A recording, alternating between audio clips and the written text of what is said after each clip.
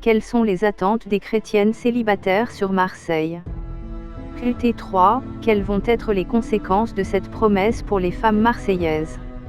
Femme célibataire, erreur à éviter dans sa quête d'amour véritable. Nombreuses sont les femmes qui se plaignent de leur incapacité à entretenir une relation amoureuse durable.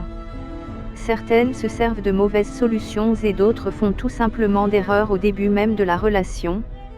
Pour que votre idylle ne se termine pas brusquement et ait une réussite, voici quelques faux pas à éviter. Plaire à tout prix. Vous désirez sûrement sortir de la vie de célibataire et être heureuse avec un homme aimable. Cette envie peut prendre le contrôle de tous vos agissements et vous fait entreprendre des gestes qui ne vous ressemblent pas.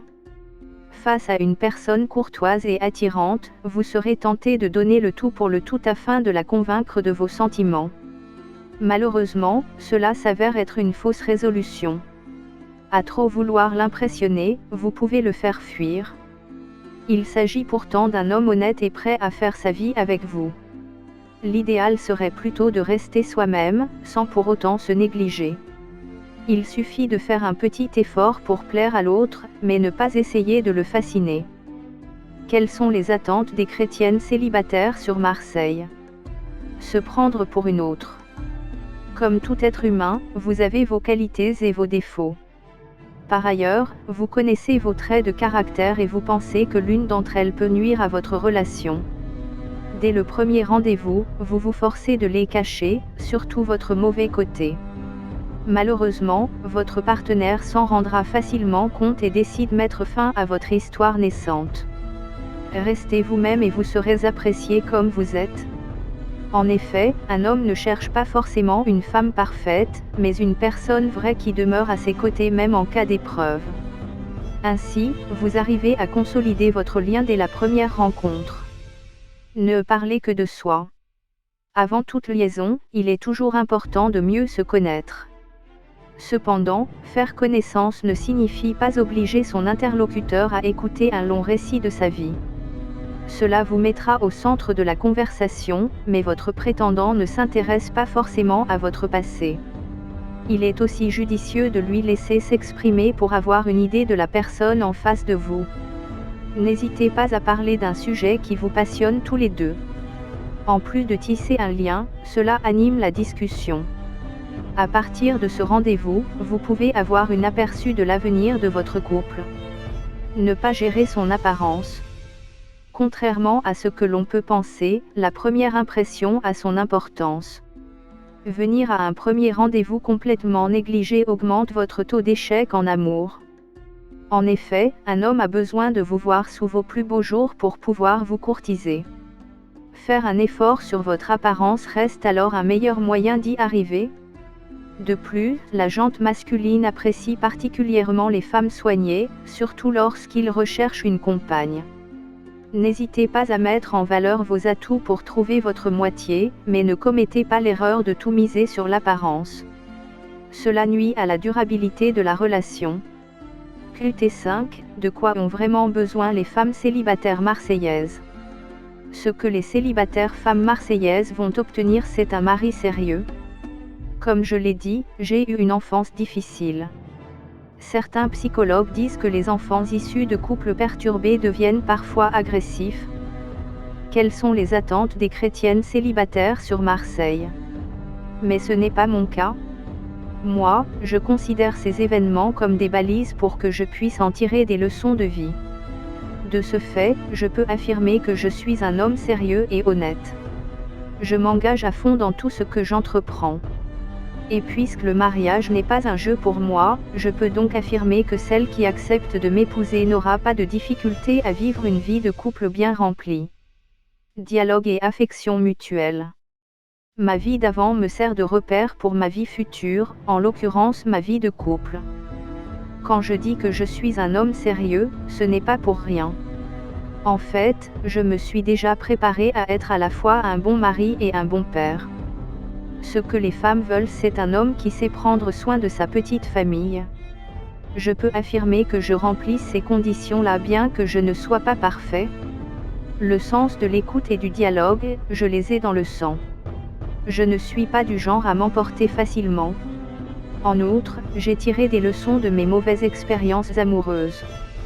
Sachant que la femme est plus fragile et susceptible, je sais comment faire pour raviver le feu de l'amour dans le couple. D'après ce que j'ai vécu, je constate que l'absence ou même le manque d'affection dans un couple peut rapidement entraîner un éloignement. Un mari engagé et plein d'amour. Exprimer son amour signifie également pour moi, donner tout. Cela a toujours été mon slogan, bien que je n'ai pas encore eu l'occasion de le prouver à une femme qui le mérite. Je suis donc prêt à donner le meilleur de moi-même pour la femme de ma vie. Et pour exprimer cet amour, je ne me limite pas uniquement à donner de la tendresse et de l'affection. Je suis également un homme qui s'engage financièrement. Avec mon travail, je peux dire que l'élu de mon cœur n'aura plus à se plaindre de la difficulté de la vie quotidienne. Bien évidemment, je ne refuserai pas une femme qui sait se débrouiller, qui a un travail décent. Être père de famille est aussi être capable de résoudre tous les petits problèmes de la vie quotidienne. Sans vouloir me vanter, j'ose affirmer que je peux servir de bouclier pour ma famille, surtout pour ma femme, lors des moments difficiles. La consolation, c'est mon fort. Les compliments, je les ai en abondance. Et, je le répète encore, je suis déterminé à prouver que je suis sérieux dans ma relation de couple. Quant à la relation conjugale, c'est l'un des éléments majeurs de la réussite d'un mariage. J'en suis totalement conscient. C'est pour cela que je tiens beaucoup à préserver une bonne relation, et ce dans tous les sens. Je ne vais pas donner ici tous les détails, mais ce que je peux affirmer en revanche, c'est que ma future femme ne regrettera pas de m'avoir épousé. QT6, quelle est l'histoire de moi Marc, un Marseillais célibataire? Quelles sont les attentes des chrétiennes célibataires sur Marseille? Mon histoire, celle de Marc, se trouve être celle d'un amoureux cherchant sa femme. On dit que l'amour, c'est le plus beau des sentiments.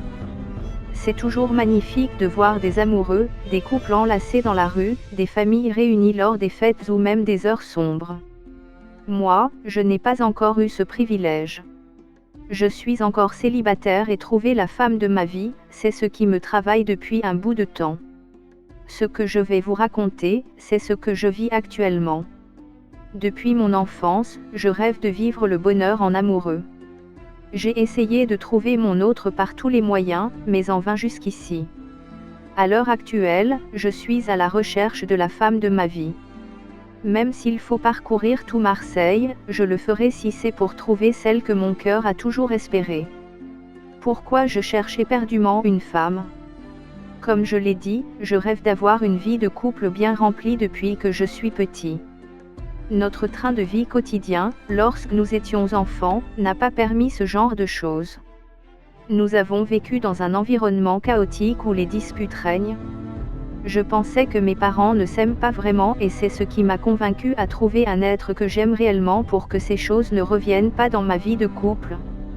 Un soir, quelque temps après avoir eu une forte dispute avec ma copine qui vient de rompre avec moi, je suis entrée dans un pub, histoire de changer d'air.